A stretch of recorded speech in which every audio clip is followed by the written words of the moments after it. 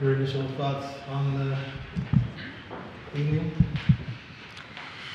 I mean, it was a tough loss. I thought anytime you lose the buzzer, it's a tough way to go out. But we had our opportunities and just, it didn't go our way. Does the loss sort of dampen the night for you a little bit? I mean, it obviously is not the same as if we had won the game. You feel better about it, but it's an accomplishment that came with a lot of losses and a lot of wins. So I don't want to not acknowledge it. It's an honor. It's a great feeling to I guess reach the top.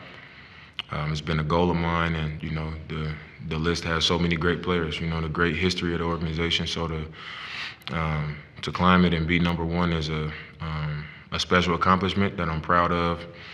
I'm thankful for all the people that played a part, like I've been saying for the last couple of days. But you wanna enjoy that moment in the win. And even during the game tonight, I wasn't playing focused on getting to the record. I was playing the game and just trying to win. And I knew it would happen eventually. And it takes away from it a little bit. You want to win and experience it.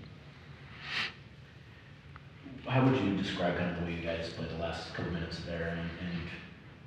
And it seems like the season, late in games, sometimes it goes really well, and sometimes it does not seem to go very well. I mean, it's like you said, it goes well sometimes it doesn't. That's the way close games work. The sharper team wins those games, and down the stretch I had a couple turnovers, a couple where I think one I just lost the ball. In the middle of a move, I lost the ball. Another one, I thought the referee was Josh, and I just kind of threw. I saw him standing there, I threw it, and then another one got tipped. So for me, just it's my responsibility at the end of games where I know I'm gonna have the ball. I know the team is trusting me and depending on me to value each possession and make the right plays and give us a chance. And I turned the ball over that few times, and even though that's not what made us lose, it's my job to be responsible and to come through in those situations, and I didn't down the stretch. And I ended up making a few plays to give us a chance, like I should and like I always have, and we just put ourselves in a situation where we had to get a stop, and we gave them an opportunity to win it, and they did. On their home floor, a guy that's hot. We also we got to stop and had a turnover on the inbound. So I thought we had our opportunities, and in the way we beat ourselves. We left the door open for them to hit a game winner. And anytime you do that, you gotta understand that you don't really win those types of games on the road when you create that type of opportunity for the other team. What do you think of a young guy, Shea, being the guy that hit that shot? Because you hit a clutch shot right before that. Yeah. But, you hit a lot of shots like that. Here's a young guy who's hit several of those kind of shots this season. Your thoughts on him and just how maybe impressive that is? No, he's impressive. He's obviously a really good player, not just a good young player, and he's coming into his own. I can remember when I was younger and I, became the leader of a team, and I was basically introducing myself as the lead guard of a team, and I was going after it, being aggressive, and I see that he's in that stage. He's trying to show what he can do, and it's almost like a coming out party for him. So he's having a great season. He's playing confident. He's playing well for their team, and it's fun to watch. Just not when it's happening against us, but we've had a lot of games that I've won in my career with shots like that. We've had a lot of wins like that this season for our team where, we send another team to the locker room having the same conversation. So it's part of the game, you gotta be able to take it just like you dish it out. Dave, did you know that Chauncey was gonna call a timeout after you reached number one, and what was that specific moment like with everyone on their feet and everybody's a fan and it was on their feet and then your son coming down? I didn't know he was gonna call a timeout. I don't know, I got a bad habit of just not making a big deal out of stuff, even when it is a big deal sometimes. And I end up looking back and I'm like, man, you know, that was pretty cool. But the moment is, you know, 2 years past, you know, and I look back and I'm like, I got to be better about that. And I think when I made the free throw, I was like mad about something. So I just kind of came to the bench and I just like, everybody was clapping and I heard them say it and I was like, man, I got to chill. You know what I mean? Like because like I said, I didn't want to come in and make it about that. I was just, you know, wanting to do what we had to do to win the game. So I heard my son come down. I heard him saying my name, and I kind of turned, and I was like, you know, that's what really lighted me up, where I was like, man, all right. It brought me back to what I had just accomplished. And, you know, I just appreciate them taking the time in the visiting arena to acknowledge a major accomplishment of mine.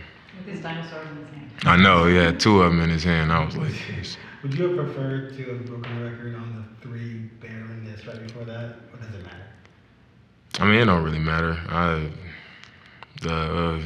Getting there is getting there, you know, no matter how it happened.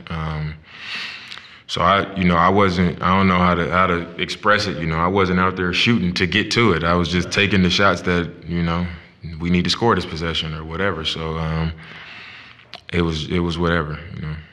I didn't really care how it came. First of all, congrats on the record. Thank I you. want to ask you about something pertaining to Shea. You know, throughout your career, there's been a lot of questions like the #FreeDame and people trying to get you out of there. But I'm asking that as it pertains to Shea because there's been a lot of the same external pressure. What type of advice would you have for him? I mean, people have said it to me, and in my career, I've won a lot of games. You know, what I haven't done is won the championship, but we've won, you know, since I've been here. Every year, we've won a lot of games. And, you know, my advice would be he's in a situation where he's playing free. You know, they believe in him. He's got a group of guys that understands that, you know, he's the leader, he's the guy. And in the position he's in, his career is in a great position. You know, he's off to a great start, and he's coming into his own with that. And, you know, I would say the grass is not always greener on the other side. You never know what it's going to look like or, you know, how the next team might view you, you know, especially when you've had some injuries like he's had. You just don't know. And also, I would tell him that a lot of these people that are saying free him and all of these things or whatever, they are not the people that's going to have to live with the consequences if it doesn't work out.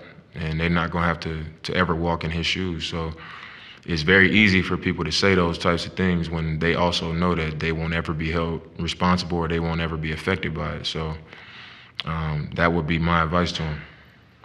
Hey, what's next for you now? I guess obviously you passed the scoring record. Like, what's your next goal, or what are the goals that are you're kind of looking forward to next?